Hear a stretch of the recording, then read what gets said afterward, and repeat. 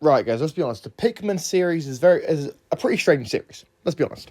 So this series started with the first game in 2001 on the GameCube, and since then it's spawned a franchise. There are 5 Pikmin games. Yes, I am not including the mobile game.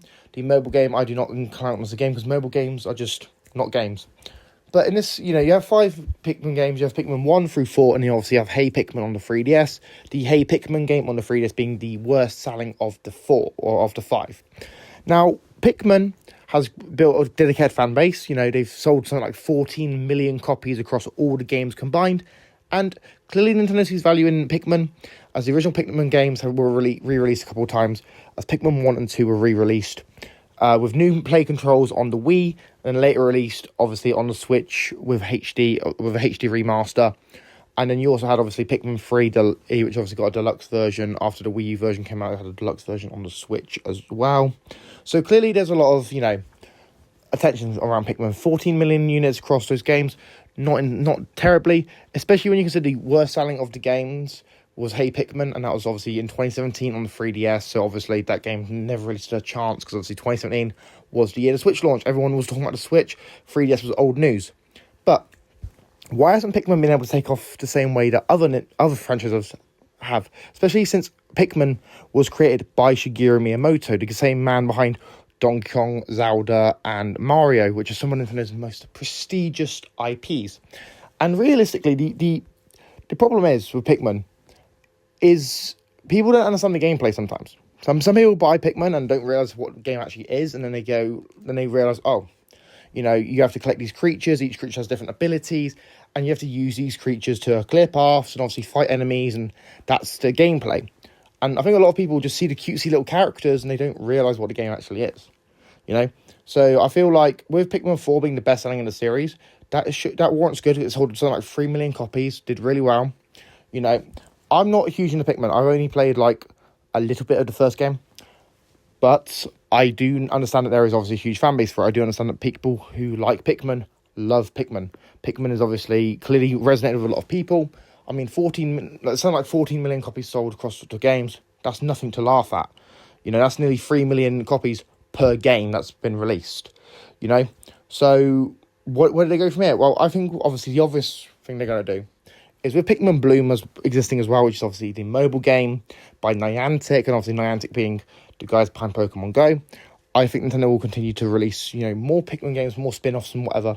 But also, I feel like the way Pikmin didn't catch on the same way Mario, Zelda, and Donkey Kong did is because it's not as universal. You need to actually have a sort of understanding of the world, the characters, the storyline, the mechanics. And I feel like with stuff like Mario and Zelda and Donkey Kong, it's a lot easier to obviously break through. But those games were obviously originally developed back in the NES days and obviously the arcade days. And Pikmin was obviously always more so developed for more superior hardware compared to the NES. And people will argue in the comments, you're saying the NES is outdated. No, I'm saying that, the GameCube was superior to the NES when it comes to graphics and power and whatever. So these games obviously have more depth, more to explore, more to do. Plus, there's fun little Easter eggs in a lot of the games as well. From what I've seen, I do see a lot of YouTubers talking about Pikmin and making videos about Pikmin, especially within the Nintendo scene. Obviously, I'm probably gonna. I need to pick up Pikmin 4 because I was sort of like off the loop. I bought a Switch and I forgot what games were coming out for it. I didn't pay them a lot of attention for a long time, and I started really getting some of the games. So I thought, cool. So I'm probably gonna end up picking up the Pikmin games on Switch again.